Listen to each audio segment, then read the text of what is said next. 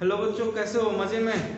तो आज हम लोग स्टार्ट करने जा रहे हैं अपना नया टॉपिक, वो है कोलिगेटिव प्रॉपर्टी, जो कि इस चैप्टर का सबसे इम्पोर्टेंट टॉपिक होता है। ठीक है, तो हम लोग शुरू करते हैं। तो कोलिगेटिव प्रॉपर्टीज क्या है, इसको पहले समझिए। कोलिगेटिव प्रॉपर्टीज आपको सॉल्यूशन का प्रॉपर्टीज बताता है। ठीक है, कोलिगेटिव प्रॉपर्टीज जो है वो आपका सॉल्यूशन का प्रॉपर्टीज बताता है, प्रॉपर्टीज ऑफ सॉल्यूशन। अब किसी भी सॉल्यूशन में क्या क्या प्रॉपर्टीज हो सकता है, इसको समझना है। किसी भी सॉल्यूशन में चार टाइप का मुख्य मेनली प्रॉपर्टीज होता है।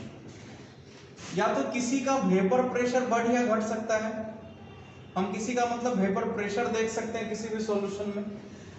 उसका बॉइलिंग पॉइंट चेक कर सकते हैं। हम किसी का फ्रीजिंग पॉइंट देख सकते हैं कि जम रहा है या नहीं, या कितने टेम्परेचर पर जमता है। और एक स्पेशल टाइप का प्रॉपर्टीज है जिसको बोलते हैं ऑस्मोटिक प्रेशर। तो ये चार टाइप का किसी भी सॉल्यूशन में मेनली प्रॉपर्टीज होता है।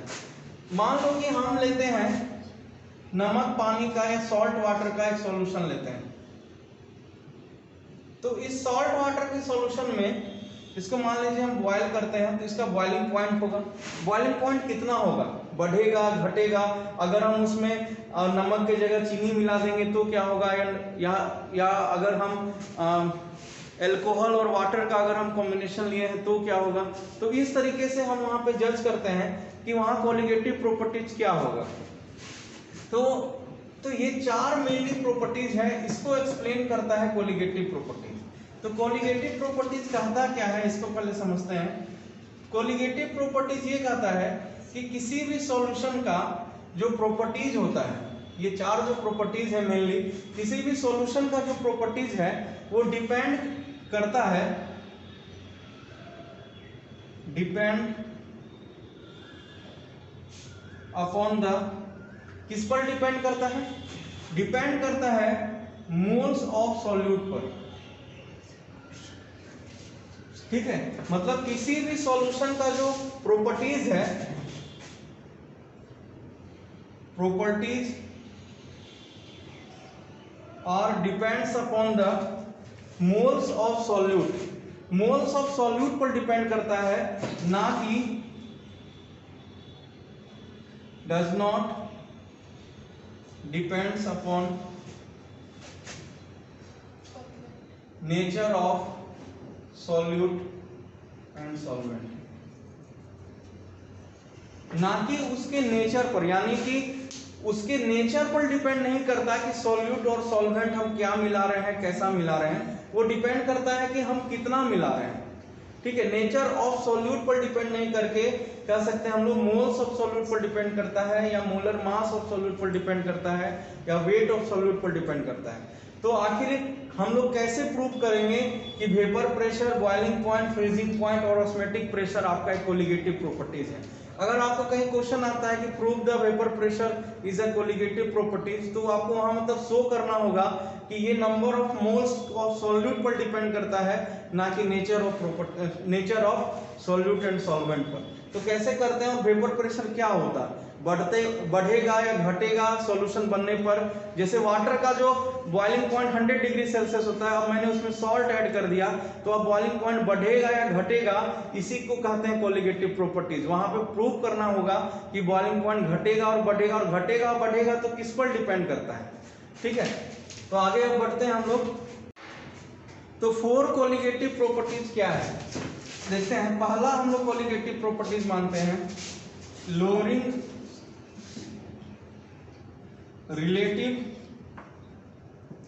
lowering of vapor pressure। Relative lowering of vapour pressure मतलब वेपर प्रेशर घटता है, क्या घटता है नहीं घटता है वो हम लोग देखेंगे। उसके बाद है elevation in boiling point, boiling point का बढ़ना। तीसरा है depression in freezing point, freezing point का घटना। और चौथा है ऑस्मोटिक प्रेशर। ठीक है। तो अब क्या क्या है, और हम ये जितनी चारों चीजों को देखेंगे वो देखेंगे हम लोग सॉल्यूट प्लस सॉल्वेंट मिलके बनेगा सॉल्यूशन। तो यहाँ सॉल्यूट जो लेंगे नॉन वोलाटाइल सॉल्यूट लेंगे। नॉन वोलाटाइल सॉल्यूट करने का मतलब है कि इसमें सॉल्ट आ जाएगा, ग्लूकोज आ जाएगा और शुगर आ जाता है। मतलब नॉन वोलाटाइल सॉल्यूट मतलब क्या हुआ कि जो कि ऐसे ही इन्वायरमेंट में रखने पर वेपर में चेंज नहीं हो। ठीक है, जैसे आपका कपूर हो गया, नेफ्थलीन हो गया, ये सब इजली वेपर में चेंज हो जाता है। इसको वाटर में मिलाएंगे और सॉल्ट वाटर का सॉल्यूशन बनेगा। अब इस पूरे टॉपिक में अभी से लेके जब तक ये चैप्टर खत्म नहीं होता है तब तक आपको दिमाग में रखना है कि हम क्या लिए हैं, सॉल्ट वाटर का सॉल्यूशन लिए हैं, और सॉल्ट वाटर के सॉल्यूशन पे ही पूरा दिमाग लगाना है। तो हम आपको सबसे पहला स्टार्ट करते हैं, relative loading of vapour pressure क्या है। ये वैसे तो ऐसे तो लिख देंगे तो समझ में कुछ नहीं आएगा। सबसे पहले मेरा इसमें पढ़ाने का तरीका अलग है। पहले इस पॉइंट को समझो कि relative loading of vapour pressure का कंसेप्ट क्या है। Relative loading of vapour pressure क्या है, हम क्या करते हैं, एक पानी लेते हैं, ठीक है, इस पानी का वेपर प्रेशर हम मानते हैं P0। ठीक है, पानी क्या है आपका, सॉल्वेंट है, मतलब ये सॉल्वेंट क्या है आपका, वाटर। कोई दिक्कत? P0 क्या है, मैंने पहले बता दिया था कि इस सब टर्म का यूज आएगा। P0 क्या है, प्योर वाटर का यानी कि प्योर सॉल्वेंट का वेपर प्रेशर है। ठीक है, या प्रेशर है। अब हम इसमें क्या करते हैं, सॉल्ट ऐड करते हैं। सॉल्ट ऐड किए, अब ये जो सॉल्ट है, ये सॉल्ट क्या है, सॉल्यूट है। सॉल्यूट कौन है मेरा, सॉल्ट। यहां तक कोई दिक्कत?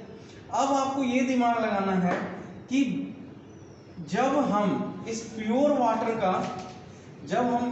वाटर का वेपर प्रेशर या प्रेशर P0 मान रहे हैं, तो इस सॉल्यूशन का प्रेशर क्या होगा जिसमें सॉल्ट मिला। इस पूरे के पूरे सॉल्यूशन का भी प्रेशर होगा। इस सॉल्यूशन का वेपर प्रेशर हम मान लेते हैं P है। कितना है, P है। अब ये एक चीज यहाँ दिमाग ये लगाना है कि अगर हम इसमें वेपर प्रेशर P मान रहे हैं तो इसका मतलब ये हुआ कि इस पूरे सॉल्यूशन में सॉल्ट प्लस वाटर दोनों है। ठीक है, अब क्या होगा अगर हम इसमें सॉल्ट को ऐड कर लेंगे। ठीक है, मतलब मेरा ये हुआ कि जो प्योर वाटर का सॉल्यूशन का जो वेपर प्रेशर है इसका, तो सॉल्ट मिलाने के बाद इसका वेपर प्रेशर क्या होगा, बढ़ेगा या घटेगा। ठीक है, मतलब क्या हुआ कि वाटर का वेपर प्रेशर है P0 जब प्योर फॉर्म में है। अब हम उसमें नमक डाल दिए, अब वो सॉल्यूशन बन गया, उसका वेपर प्रेशर हम मान लिए P। अब सवाल ये उठता है कि क्या वेपर प्रेशर जो P है वो P0 से ज्यादा है या P0 से कम है।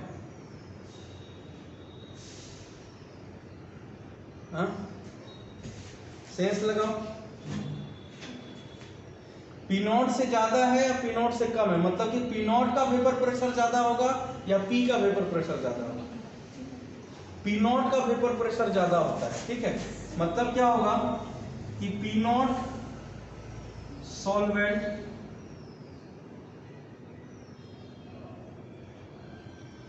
ग्रेटर देन होगा P सॉल्यूशन। सॉल्वेंट यानी कि वाटर। अब इस चीज को समझिए कैसे होता है। अब हम क्या करते हैं कि जब हम यहां पर इसको हीट करेंगे तो मान लीजिए जब वो प्योर वाटर है तब उसका प्रेशर होगा कितना, P0। वो 100 डिग्री सेल्सियस पर बॉयल हो जाएगा और हमको जल्दी से क्या मिल जाएगा, वेपर प्रेशर मिल जाएगा और ज्यादा मिलेगा। ठीक है, अब जब हम उसमें सॉल्यूट ऐड कर देंगे तो अब वो जल्दी से बॉयल नहीं होगा, थोड़ा टाइम लगेगा। उसके मॉलिक्यूल्स के बीच में ना अब सॉल्ट आ गया, मतलब इंटरमोलिकुलर इंटरेक्शन काफी बढ़ जाएगा। अब इंटरमोलिकुलर इंटरेक्शन जब बढ़ जाएगा तब जब तक इंटरमोलिकुलर इंटरेक्शन नहीं टूटेगा तब तक वेपर नहीं बनेगा। वेपर नहीं बनेगा तो क्या होगा, वेपर प्रेशर नहीं बनेगा, तो ऑटोमेटिक उसका वेपर प्रेशर क्या हो जाएगा, कम हो जाएगा। तो इसी चीज को हम लोग लिखते हैं P0 माइनस P, और इसी को बोलते हैं लोअरिंग ऑफ वेपर प्रेशर। इस टर्म को क्या कहा जाता है, लोअरिंग ऑफ वेपर प्रेशर। ठीक है, फिर से एक बार समझ लो, जब हम प्योर वाटर लेते हैं तो उसका जो वेपर प्रेशर है P नॉट मान लिए, और वो जल्दी बॉयल होता है और हमको आसानी से 100 डिग्री सेल्सियस पर मिल जाता है। जब हम उसमें सॉल्ट ऐड करते हैं तो उसका इंटरमोलिकुलर इंटरेक्शन काफी बढ़ जाता है, जिस कारण से हमको जो सॉल्यूशन का वेपर प्रेशर है वो थोड़ा लेट मिलता है और थोड़ा कम अमाउंट में मिलता है। इसीलिए P नॉट सॉल्वेंट यानी कि प्योर वाटर का जो वेपर प्रेशर है वो तुम्हारा ज्यादा होगा उस पूरे सॉल्यूशन के वेपर प्रेशर से। ठीक है, समझ में आ गया? तो अब हमको इसी को थ्योरी के रूप में प्रूफ करना है कि relative lowering of vapour pressure is a colligative properties. ठीक है, मतलब ये हुआ कि when non volatile solute added in a water, then vapor pressure of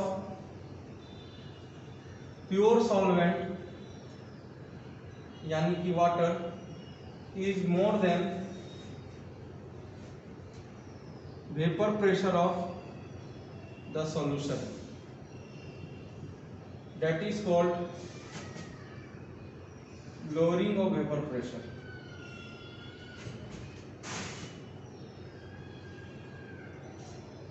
ठीक है, P नॉट माइनस P,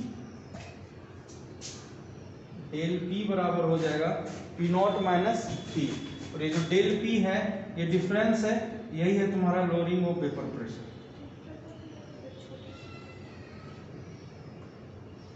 ठीक है, बात समझ में आया? ये क्या है आपका लोअरिंग ऑफ वेपर प्रेशर। यहां तक कोई दिक्कत? ठीक है, अब इसके आगे हमको ये प्रूव करना है, ये अभी लोअरिंग ऑफ वेपर प्रेशर है, कंसेप्ट को समझो, हम बहुत खुल के पढ़ा रहे हैं। ये लोअरिंग ऑफ वेपर प्रेशर, हम यहाँ टर्म लिखे हैं relative lowering of vapour pressure, मतलब हमको इसको किसी से कंपैरिजन करना पड़ेगा तब जाके इसका एक्सप्रेशन सही से आएगा। तो हम लोग प्रूव करेंगे इसको। ठीक है, प्रूव करेंगे कि ये कैसे तुम्हारा relative lowering of vapour pressure है। एक बार स्क्रीनशॉट ले लो इसका।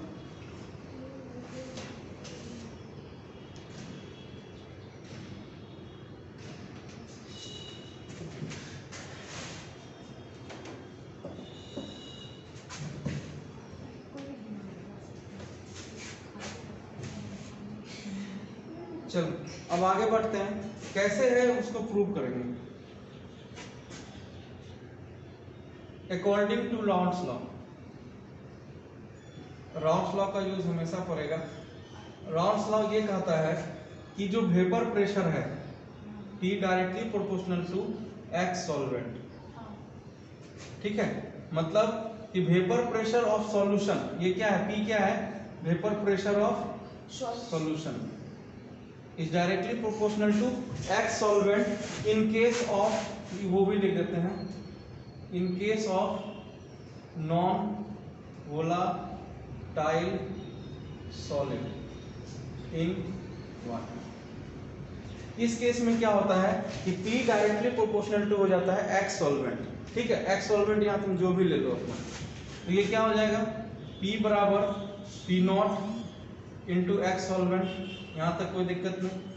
अब हम इसको ऐसे लिख देंगे P minus P naught equal to X solvent. P बराबर P बाय P नॉट बराबर X सॉल्वेंट। ठीक है, अब ये हो जाएगा P बाय P नॉट बराबर 1 माइनस X सॉल्यूट। यहाँ तक कोई दिक्कत? क्योंकि यहाँ पर हमको पता है कि X सॉल्यूट मतलब mole fraction of solute, mole fraction of solvent, हाँ, इक्वल टू 1 होता है। ठीक है, ये हो गया। अब क्या करना है, इसको इधर शिफ्ट कर देंगे हम लोग, तो ये हो जाएगा 1 minus P by P naught equal to X solute. ठीक है, यहां तक कोई दिक्कत? इसको इधर करेंगे प्लग, वो तुम लोग कर लेना, मैथमेटिक्स इतना अच्छा है। चलो अब आगे आते हैं, हो गया। इसके बाद यहां हम लिखेंगे P नॉट माइनस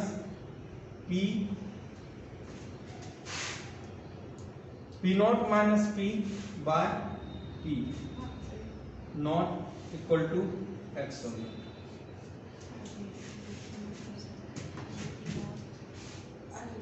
ठीक है, हो गया। तो यहां पर ये जो ऊपर वाला था ये था लोअरिंग ऑफ वेपर प्रेशर, और नीचे वाला जो है अब इससे कंपेयर कर रहे हैं, किससे कंपेयर कर रहे हैं, प्योर सॉल्वेंट से, तो ये टर्म अब पूरा कहलाएगा relative lowering of vapour pressure.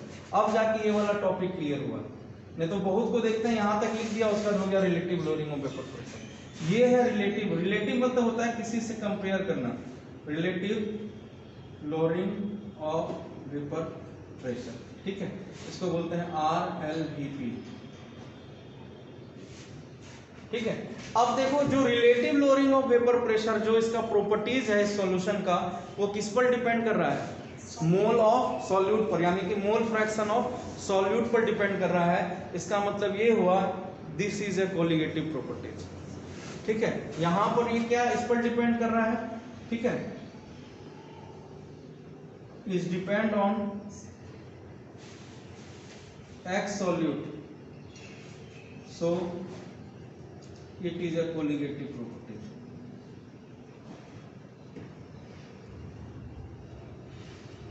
ये और किसी चीज पर डिपेंड नहीं कर रहा, डिपेंड कर रहा है क्या इस पर, इसके अलावा और किसी पे।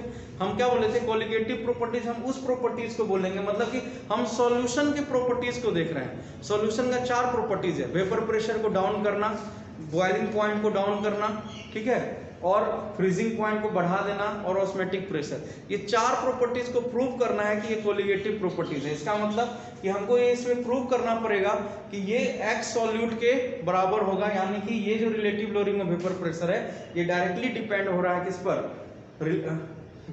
किस पर हो रहा है डिपेंड, एक्स सॉल्यूट पर। ठीक है, या हम इसको ऐसे भी लिख सकते हैं, P0 minus P directly proportional to x solute, क्योंकि P0 आपका ऐसे भी एक कांस्टेंट है, मतलब कि rolling of vapour pressure direct depend कर रहा है एक्स सॉल्यूट पर। मतलब हम इसमें जितना ज्यादा सॉल्यूट मिलाते जाएंगे सॉल्यूशन के अंदर, तुम्हारा लोअरिंग ऑफ वेपर प्रेशर उतना ज्यादा बढ़ता जाएगा। इसको इन द सेंस तुमको अपने जनरल एग्जांपल से ही लेना है, जो हम तुमको समझाए हैं, ज्यादा टेक्निकली और किताबी भाषा में घुसने का जरूरत नहीं है, नहीं तो नहीं समझ में आएगा। सिंपल सा कंसेप्ट है, हम जितना चीनी मिलाते जाएंगे हमको लेट उतना बॉइलिंग पॉइंट होगा, लेट उतना वेपर प्रेशर मिलेगा, मतलब वेपर प्रेशर जो है और घटता चला जाएगा। बस सिंपल सा सेंस है। एक्स सॉल्यूट बढ़ रहा है मतलब कि मोल बढ़ रहा है, मतलब हम अमाउंट बढ़ा रहे हैं, अमाउंट बढ़ा रहे हैं मतलब कि वेपर प्रेशर लेट मिलेगा, वेपर प्रेशर लेट मिलेगा मतलब क्या होगा, वेपर प्रेशर घटता जाएगा। बस हो गया। ठीक है, स्क्रीनशॉट ले लो।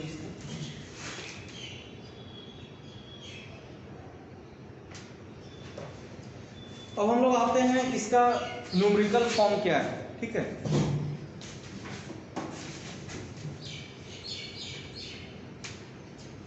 इस पे न्यूमेरिकल कैसे पूछता है और हम लोग कैसे बनाते हैं इसको देखते हैं।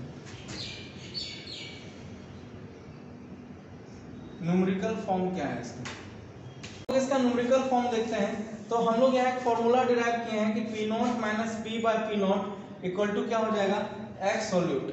ठीक है, तो एक्स सॉल्यूट को हम लिख सकते हैं n solute by n solution. ठीक है, अब यहाँ पर क्या हो गया, n solute by n solute plus n solution. तो हम लोग क्या करते हैं कि n सॉल्यूट का जो अमाउंट है वो बहुत ज्यादा कम मान लेते हैं n सॉल्वेंट से, और कहां पे, इन सॉल्यूशन। सॉल्यूशन के अंदर हम ये मानते हैं कि सॉल्वेंट का जो अमाउंट है वो काफी ज्यादा है सॉल्यूट के अमाउंट से, तो हम जो इसका नंबर ऑफ मोल है, सॉल्यूट के नंबर ऑफ मोल को हम नेग्लेक्ट कर देते हैं, इसके नंबर ऑफ मोल को हम लोग 0 के बराबर मानते हैं। तो इसका एक नया फॉर्मूला बन के आता है n solute by n solvent, यानी कि P0 minus P by P0 equal to formula है n solute by n solvent. यही आपका न्यूमेरिकल में ट्रेडिशनली फॉर्मूला यूज होगा, ये वाला फॉर्मूला आपका जनरली यूज में नहीं आता है। ठीक है, तो n सॉल्यूट बाय इतना हो गया। अब हम इसको आराम से लिख सकते हैं W solute by m solute by W solvent by m solvent. ठीक है, बस अब हम इसको अरेंज कर देते हैं। W solvent by m solute, sorry उधर आ जाते हैं। अब इसका क्या है न्यूमेरिकल फॉर्म, फाइनली हम बता रहे हैं।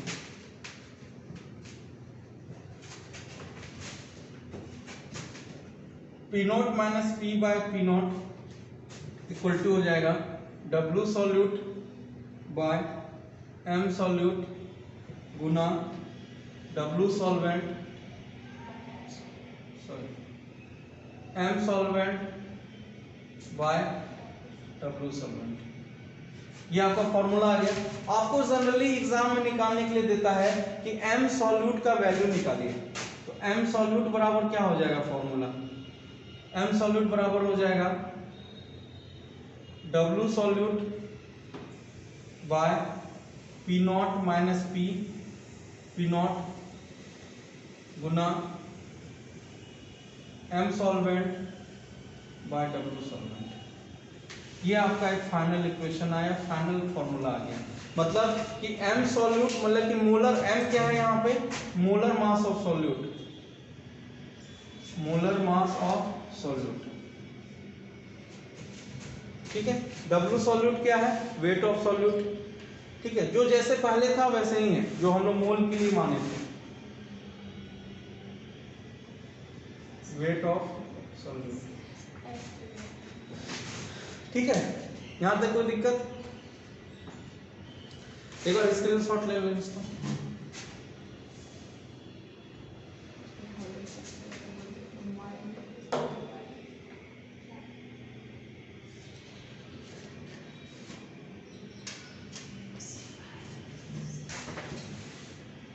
अब एक इसका न्यूमेरिकल भी है, न्यूमेरिकल करना है क्या?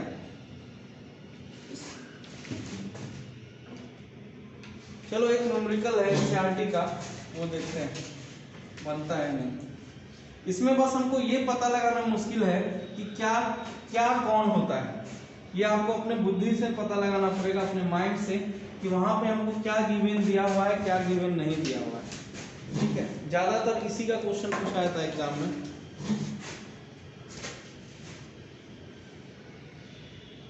न्यूमेरिकल है, calculate molar mass of solute in 39 gram benzene in 0.5 gram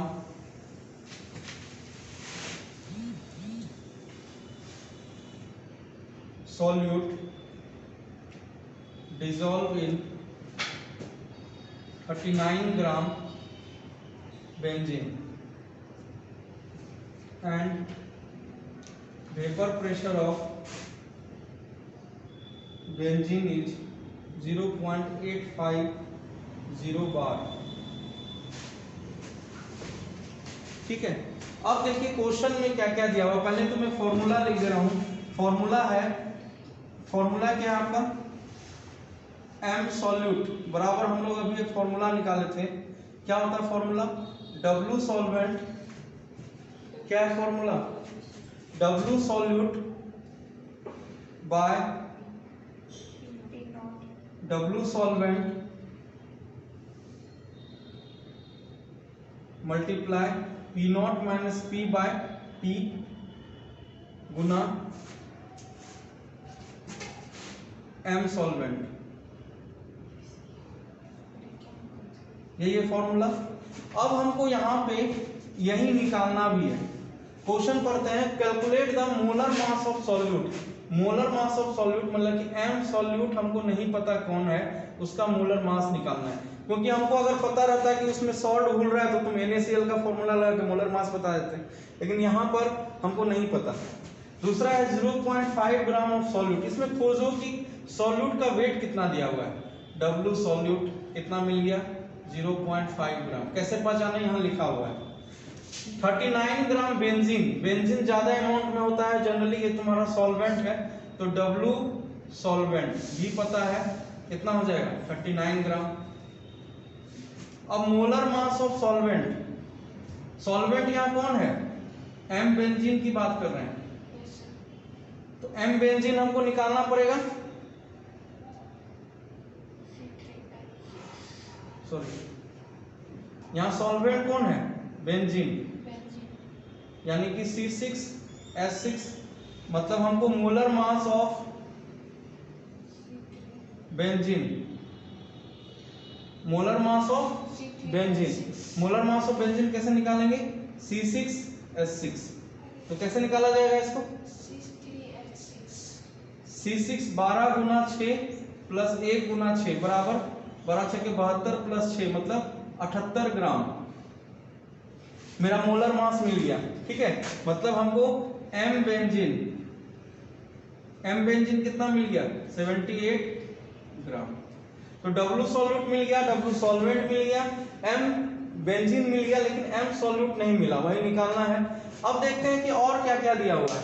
हमको दिया गया है कि बेंजीन का 0.85 बार है। अब तुम ये बताओ कि ये तुम्हारा P दिया है या P0 दिया है, सवाल यहीं पे अटकता है, यहीं पे बच्चे को दिमाग लगाना है। ये जो तुम्हारा बेंजीन का जो इतना प्रेशर दिया हुआ है, ये किस चीज का प्रेशर है, ये तुम्हारा प्रेशर P है या P0 है, मतलब कि ये प्योर सॉल्वेंट का प्रेशर है या पूरे सॉल्यूशन का प्रेशर है, देखने से नहीं होता है, इसको पढ़ो एक बार। एंड बेंजीन का pressure and vapour pressure of benzene, benzene यहाँ क्या है, सॉल्वेंट है ना, यानी कि हमको प्योर सॉल्वेंट का वेपर प्रेशर पता है, मतलब कि P0 सॉल्वेंट पता है हमको। ठीक है, P0 सॉल्वेंट यानी कि P0 बेंजीन का प्रेशर कितना दिया हुआ है 0.85 बार। अब सवाल ये उठता है कि इस क्वेश्चन में हमको सॉल्यूशन का प्रेशर नहीं दिया हुआ, P नहीं दिया हुआ है, एक मिनट हमको छोड़ रहे हैं, हाँ छूट गया एक चीज, इसका सॉल्यूशन का वेपर प्रेशर है दिया हुआ है Vp ऑफ सॉल्यूशन 0.840 कितना दिया हुआ है, मतलब कि हमको P भी पता है। ठीक है, ये तो हो गया P0। चलो और लिखते हैं और क्या क्या पता है, हमको P पता है, यानी कि वेपर प्रेशर ऑफ सॉल्यूशन पता है 0.840 बार। ठीक है, तो हम एक बार फिर से देखते हैं, हमको गिवन ही निकालना में बहुत ज्यादा दिक्कत है, तो हम पढ़ते हैं क्वेश्चन को 2 बार पढ़ो 3 बार पढ़ो, क्वेश्चन समझ में आ जाएगा। Molar mass of solute in 0.5 ग्राम, तो मोलर मास ऑफ सॉल्यूट, ठीक है, calculate molar mass of solute, यानी कि M सॉल्यूट हमको पता करना है। चलो ठीक है, in 0.5 gram solute dissolve in 39 gram benzene, 0.5 gram solute मतलब कि 0.5 ग्राम सॉल्यूट क्या हो गया W solute in 39 gram benzene. Benzene क्या होता है, सॉल्वेंट होता है, बेसिक पढ़ो इसका, सॉल्वेंट है, यानी कि W सॉल्वेंट पता है 39 ग्राम, बेंजीन हो गया। अब हमको मोलर मास ऑफ बेंजीन निकल जाएगा क्योंकि हमको उसका फॉर्मूला पता है, तो 78 ग्राम हो गया। अब हमको मोलर मास ऑफ बेंजीन पता चल गया, M बेंजीन 78 ग्राम। अब हमको देखना है कि इसमें वेपर प्रेशर का क्या क्या दिया हुआ है, तो हमको बेंजीन का वेपर प्रेशर दिया गया और बेंजीन को हम क्या मान रहे हैं, सॉल्वेंट, इसलिए हमको प्योर सॉल्वेंट का वेपर प्रेशर मिल गया। सॉल्यूशन का वेपर प्रेशर भी दिया हुआ है 0.84, हमको P भी मिल गया। अब क्या है, put the value, get the result. तो M सॉल्यूट बराबर फॉर्मूला में क्या होगा, W कितना दिया हुआ है लिखते जाओ 0.5, M सॉल्यूट कितना निकला है 70, सॉरी M सॉल्वेंट कितना निकला 78 बटा W सॉल्वेंट कितना दिया हुआ है 39 मल्टीप्लाई P0 माइनस P0 कितना दिया हुआ है 0.85 माइनस 0.84 बटा P0 माइनस P0 होगा ना, P0 कितना दिया हुआ है 0.85, बस इतना को सॉल्व कर लो आंसर आ जाएगा। ठीक है, इतना को सॉल्व करके जो आंसर आएगा वही तुम्हारा आंसर होगा। ठीक है, यहां से कोशिश करते हैं, ये तुम्हारा 2 बार में कट जाएगा, यहां हो जाएगा तुम्हारा 1 1 अपॉन यहाँ हो जाएगा तुम्हारा 10.0 अपॉन 0.85। चलो ये चला जाएगा ऊपर तुम्हारा, ये हो जाएगा 0.85 बटा 0.01। क्या होगा? 85 सही है सर। 85। हाँ, पॉइंट टूट जाएगा सर, दोनों सेम से नहीं सेम।